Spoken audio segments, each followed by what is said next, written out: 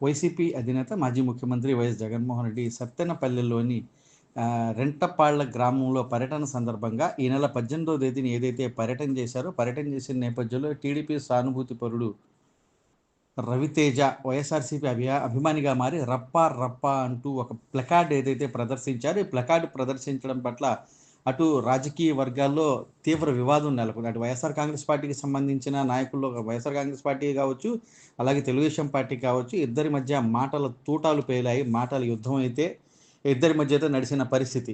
So ఈ క్రమంలో ఈ రప్పా రప్పా పోస్టర్ ఏదైతే ఉందో చాలా వివాదాస్పద పోస్టర్గా మారింది. సో దీనికి సంబంధించి ఆ పట్టణ minority cell president Sheikh Mastan Vali వీళ్ళపై అయితే ఫిర్యాదు చేశారు. సో మస్తాన్ వలీ ఫిర్యాదు తెలుగుదేశం పార్టీ నాయకులు ఆ పట్టణ minority cell president Mastan Vali ఫిర్యాదు ఆధారంగా 5గురిపై అయితే పోలీసులు కేసు నమోదు చేశారు.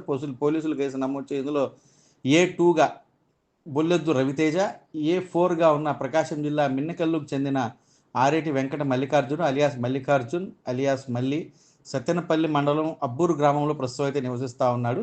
సో వీళ్ళందరినీ అయితే సంబంధిత పోలీసు అధికారులు ఆ కస్టడీలో అదుపులోకి తీసుకున్నారు. అదుపులోకి తీసుకొని వీళ్ళందరినీ అయితే గౌరవ న్యాయస్థానం ముందు ప్రవేశపెట్టే నేపథ్యంలో న్యాయమూర్తి వీళ్ళకైతే 16 రోజుల జ్యుడిషియల్ రిమాండ్ కూడా విధించిన పరిస్థితి.